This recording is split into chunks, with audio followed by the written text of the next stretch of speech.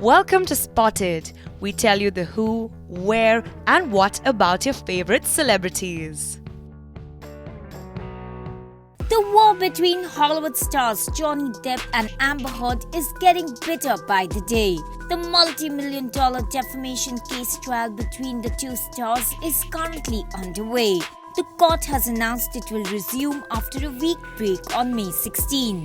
Johnny Depp has sued his ex-wife Amber Heard for $50 million. Depp claimed that in an article in the Washington Post, Heard implied he abused her during their marriage. However, Amber Heard then countersued Depp for $100 million. During his testimony, Depp said that fecal matter was found on their shared bed after a fight in which he said he was leaving her. Heard had blamed the dogs for the same. Johnny Depp claimed that Amber Heard hit him as well. And she squared off at me in the doorway of our bedroom. And I said, what do you want to do? Hit me again? Would you like to hit me again? And I said, go ahead. Hit me. Bam.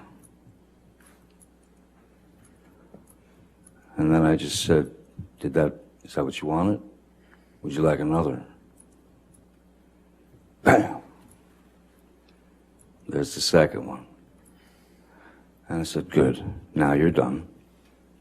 Grabbed her by the shoulders, walked her to the bed, sat her down, and said, don't follow me. Leave me alone. I'm out. I'm gone.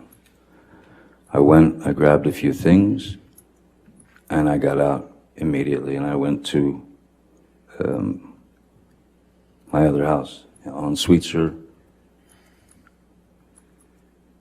As Ms. Heard she was leaving the following day for Coachella, which is Coachella is like it's a big event, a concert, many bands, and out in the desert. She and her friends were going to Coachella for the weekend, and that was it. That was it. I had received some news that was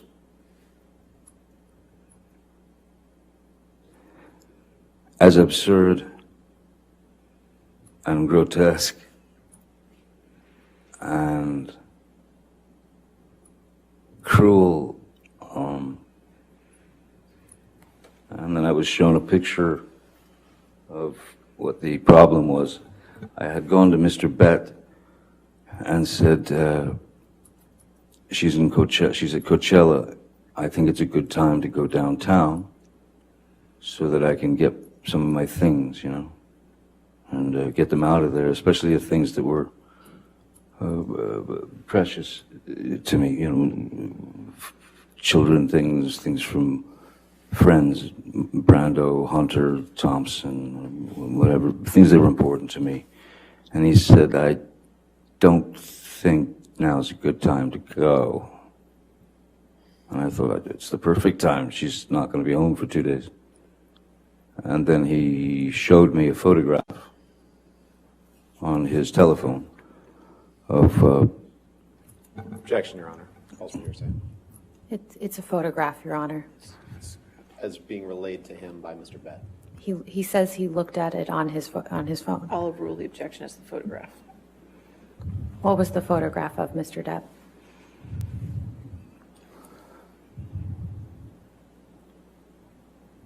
It was a photograph of the bed, our bed, and on my side of the bed,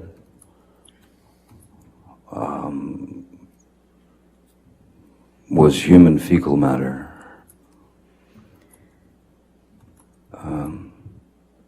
So I understood why it wasn't a good time to go down there.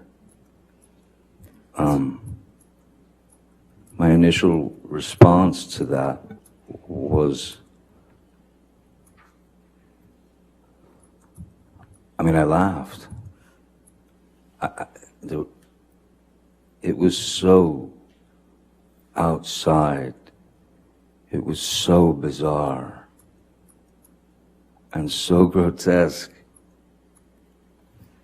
that I could only laugh. Depp claimed that Heard poured red nail polish on a tissue to fake a bloody nose. On his telephone of Objection, Your Honor. Also, you're saying. It's a photograph, Your Honor. As being relayed to him by Mr. Bett. He says he looked at it on his phone. I'll overrule the objection as the photograph. What was the photograph of Mr. Depp?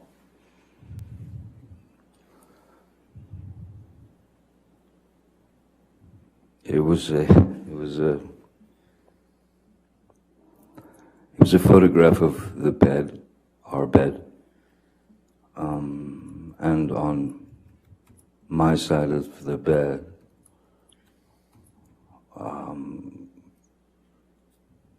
was human fecal matter.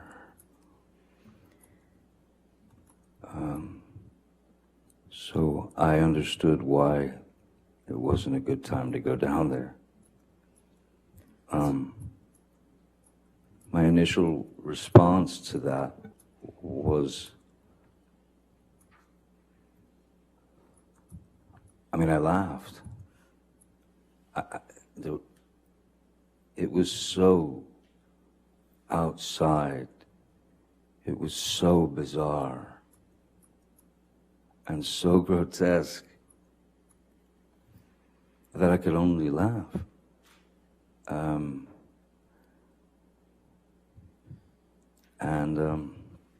So I did not go down there that day. Mr. Depp, how was your mother's health during this time?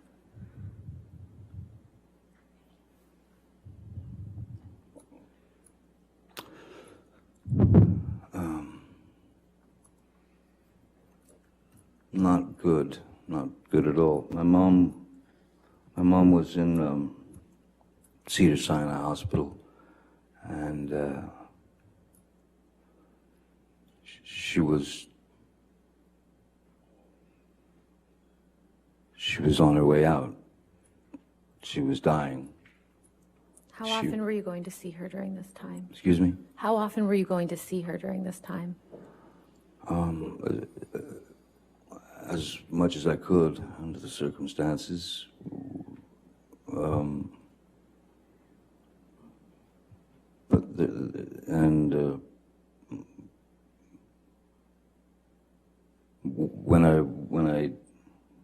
When I did go and get to see my mom. Meanwhile, Amber Heard said that her ex-husband, actor Johnny Depp, sexually assaulted her and threatened to carve up her face with a broken bottle during one of the many heated arguments between them just 1 month after their 2015 marriage. Heard recounted multiple instances of alleged physical and sexual abuse. In these fights, I would try to stand up for myself by December 2014. I was pushing back, I'd push him off of me, I'd try to hit his hands away. I tried to always get back up, which almost always made it worse. Always seemed to provoke him. But I tried. And worse, I would yell at him, I'd scream at him. I'd call him ugly names. So ashamed of the names we'd call each other. It was awful. It was awful. We both got into that pattern. It was so, I felt so angry that this was happening to me, and it just felt so unfair, It felt like nothing I could do. It felt like nothing I could do would change the sobriety patterns. It felt like nothing I could do would stand up for him, and nothing I did made him stop hitting me. Nothing. So, I tried for over a year, maybe 2, of just not responding physically, not responding verbally, just staring at him. I tried to freeze. I tried to go to a different place. I would try then lashing out verbally. I would try to threaten that if he hit me again, that I would call the police. The police were called several times, but I tried to do everything. I even threatened to leave him, and tried to leave him, and nothing was working. And I think by this point in our relationship, we're both saying awful things to each other, screaming at each other, and unfortunately, when Johnny would start hitting me, he'd just win. I'll also describe it. What he was saying to me hurt just as bad as anything else. I just remember that he left me on the closet floor, and as embarrassing as it is to say, I went up to him at some point. I don't know how much time had passed. He was sitting at the piano in the living room of the hotel room that we had.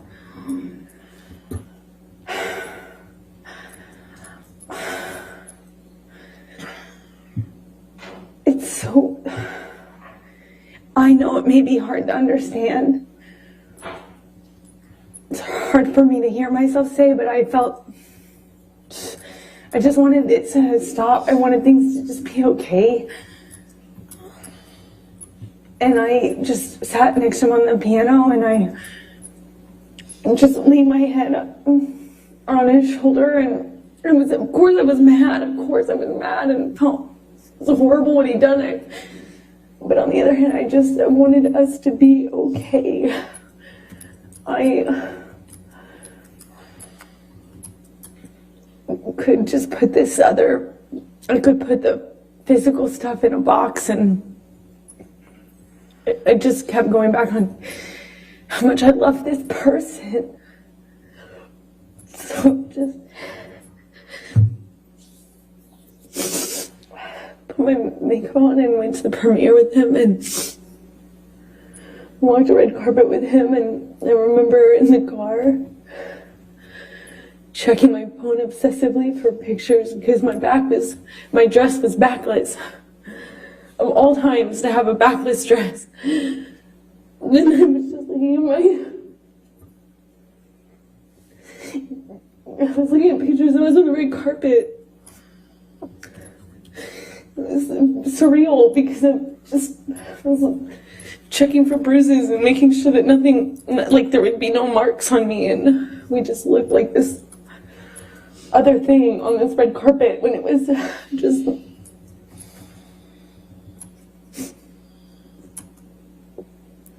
It was not like that.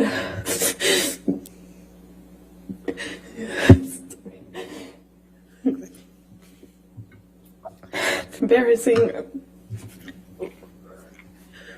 It's hard to. I'm sure it's hard to. At some point, he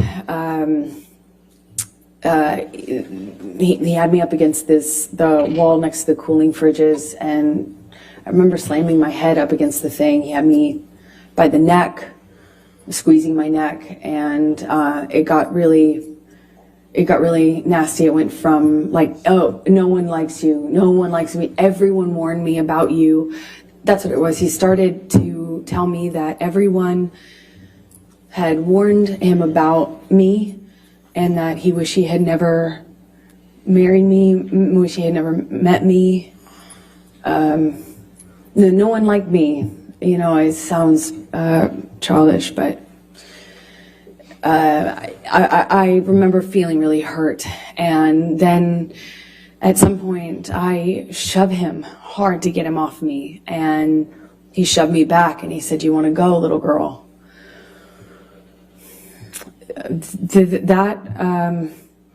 I couldn't, as I sit here today, tell you if that happened before he choked me up against the wall, but at some point, I am in a struggle with him where I'm holding his shirt lapel, and he kind of just flings me, for lack of a better way to describe it, throws me across the room. I land on a games table. It's like a ping pong table. And I don't know if I was holding on to him or if he pursued me separate, but he gets on top of me on the games table and is just whacking me in the face, like repetitive. We struggle on the games table. I don't know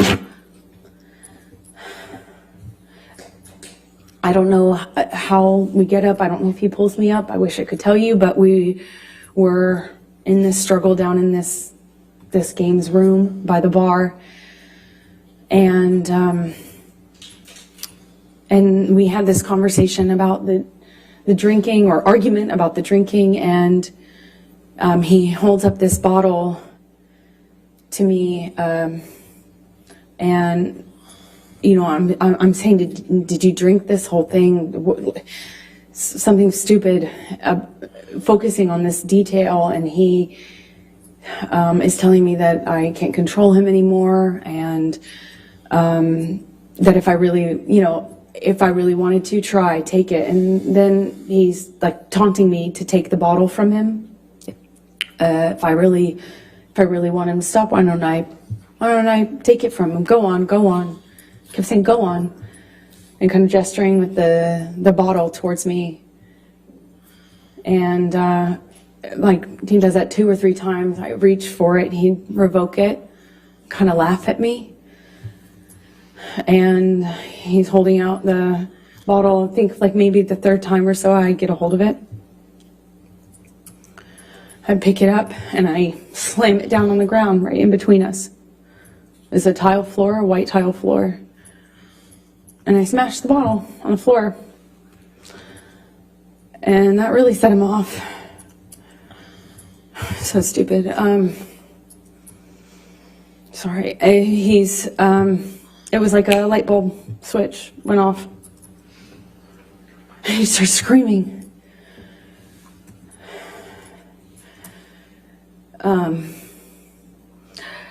I don't know if he backhanded me or hit me normally. I don't really recall, but I remember it sent me down to the ground. I remember by the time I picked myself off the floor, I stand up. He's got a bottle in his hand, and he threw it at me.